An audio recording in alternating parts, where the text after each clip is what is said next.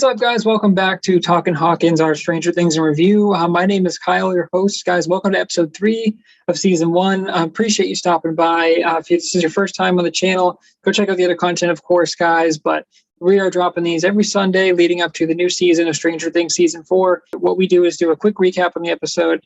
I do my favorite character, which is the Hawkins hero. My least favorite character, which is the mouth breather or breathers, as we've seen. And we do a score out of 10, guys. So kicking it right off here for episode 3. Some things I really liked in this episode, guys. We get to see more of Eleven's past kind of experiments and really what not awoken her powers, but we see kind of a frightening scene or a chilling scene where they're trying to get her to use her powers to a full extent, and they put a cat in front of her, and this cat is a dick. Like, this cat is hissing at her, but it's a living thing and she doesn't want to hurt a living thing, so she's like, no Papa.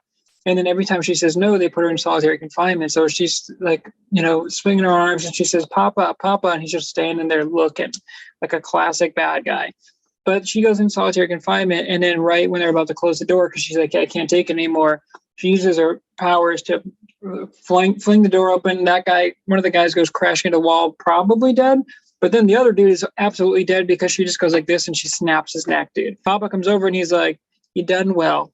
You done well. He's like, this is impressive. And he carries her. Triggers this, of course, is that she's walking around because Mike is like, yo, stay down here. And she's like, nah, Mike, I'm going to go upstairs. I'm going to get in the lazy boy. I'm going to walk around. I'm like, bro, like, come on, man. You're going to get caught by the mom or whatever. Like, stay down there, like Mike said. But Eleven's a kid and she gets bored and she wants to go roam around. So Mike does say, like, meet us at 3:15 over by the park or whatever. And she like doesn't know what time is, but then he's like, oh, just use my watch. And he does tell her, like, when this clock, the little hand hits this and the big hand hits this, come over and meet us. But it seems a little too convenient for my liking. But she sees a cat and it triggers that memory. So that was a cool flashback there. We find out the Hopper's like sleeping with the librarian, or slept with the librarian, or went on a date with the librarian, I should say.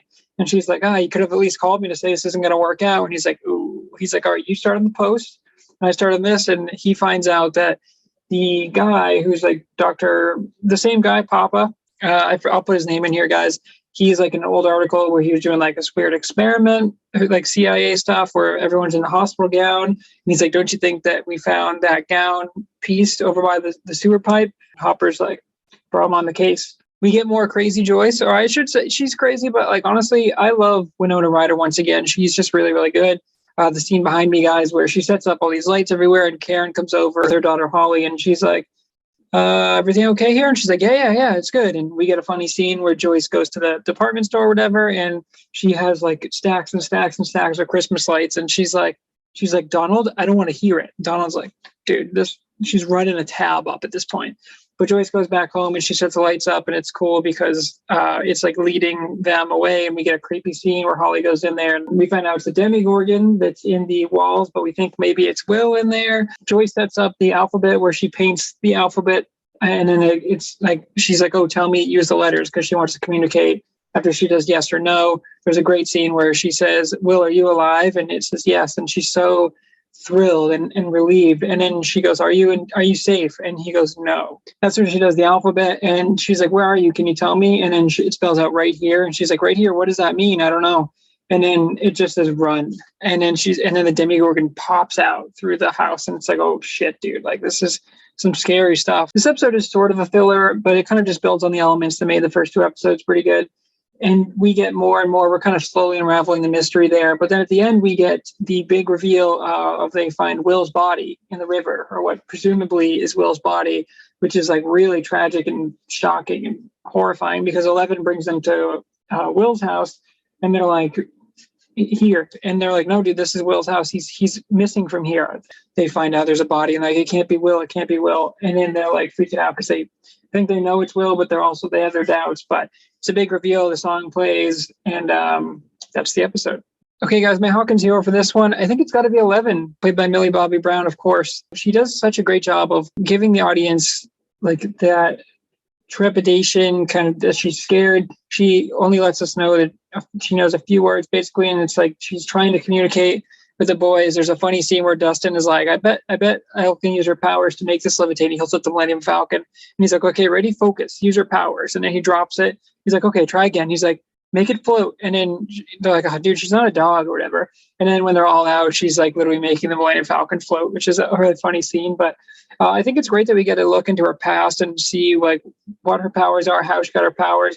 She gets triggered by a Coke commercial, which is really cool because she's going to the TV and she sees like Thundercats, and then she sees the Coke commercial, and then she thinks back to when she had to crush a Coke can, and sure she's getting all these flashbacks like PTSD.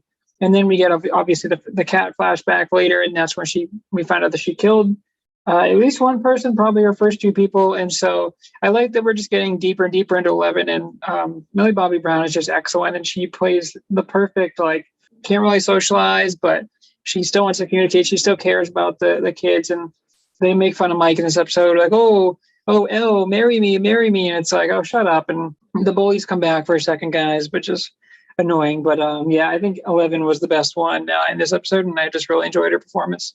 Okay, guys, so mouth breather for this episode, which is my least favorite character, I'm going to go with Papa. You're just trying to weaponize Elle, and I don't like that because she's not a violent person by nature. So you're trying to utilize her powers, use her as a weapon. That's not cool. And Papa, we don't like that, okay? So stop standing in the hallway. Start working on, take a look in the mirror, Papa, okay? And you do better, okay? You do better.